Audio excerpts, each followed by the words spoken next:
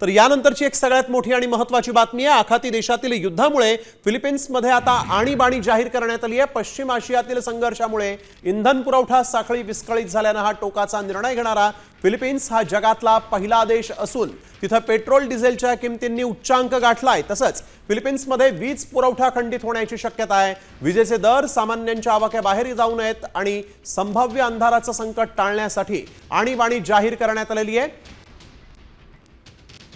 तर या संदर्भात आपण अधिक माहिती खरं तर या संपूर्ण परिस्थितीची जाणून घेऊयात। आमचे संपादक निलेश खरे सर आपल्या सोबत यावेळेस फोन लाईनवरून जोडले गेलेले आहेत। सर, आपण बघतोय या संपूर्ण परिस्थितीत फिलिपिन्सने हा मोठा निर्णय घेतलाय, थेट आणीबाणी जाहीर केली आहे। त्यामुळे जी जगामधली परिस्थिती आहे ती समोर आणणारा फिलिपिन्स हा पहिला देश आहे। त्यामुळे आता आणखीनही देश या सगळ्या युद्धाच्या कचाट्यात आलेत असं म्हणावं लागेल।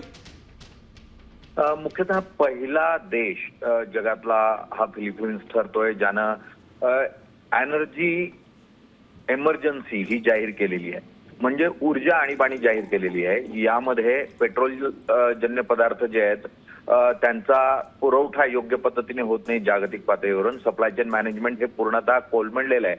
अशा परिस्थितीत 45 दिवसाचा ऑइल स्टॉक हा फिलिपिन्स जवळ आहे। 45 दिवस सरकार सहजतेनं देश चालवू शकतं, मात्र त्यानंतर निर्माण होणारी जी संकट आहेत ती लक्षात घेता सरकारनं आणीबाणी जाहीर केलेली आहे।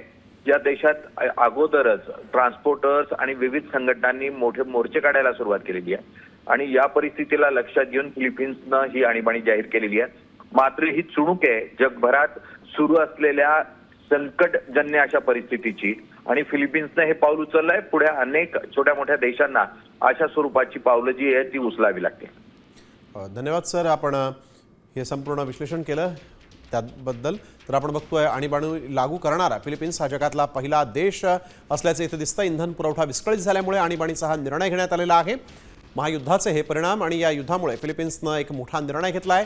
इंधन आणीबाणी जाहीर करण्यात आलेली आहे।